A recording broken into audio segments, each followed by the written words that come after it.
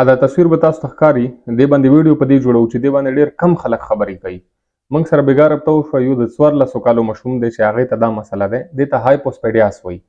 هایپوسپیډیاس وایي دې ته چې کله ماشوم وشي، ماشوم کېدو نه پس هغې ته پته ولګېږي زموږ چې کوم د وړو بولو لاره دی که نه، دې کې زموږ چې کوم د وړو بولو پاس کېدو چې کومه لاره دی هغه بالکل سر کې وي.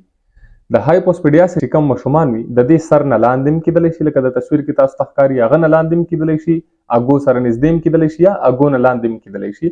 دې ته هایپوسپیډیاس وایي. اوس ډېر خلک شرم محسوسوي او هغه والد صاحب د هغې چې کوم هغه ډېر زیات پریشانه و چې زما ماشوم به کېږي څه، د دې بچي کېږي او که نه به کېږي، څنګه طریقه به کېږي. د دې اپریشن نه پس بچي بالکل کېدلی شي، ښه نورمل ژوند تېرولی شي. خو کول څه شی پکار دی؟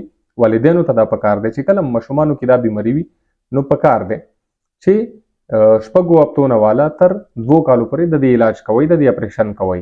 پیډیاټریک سرجن ته ځئ، هغه د دې اپریشن کوي چې څومره د سوری چې کوم دی دا چې څومره لاندې وي هغه نه پس اپریشن لږ سټیجز کې کېږي، لږ ګران وي.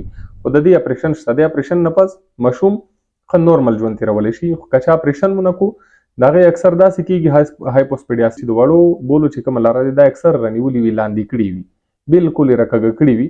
نو د دې اپریشن چې کوم دی هغه ضروري دی. اپریشن نه پس ماشوم بالکل ښه نورمل ژوند تېرولی شي. مهرباني.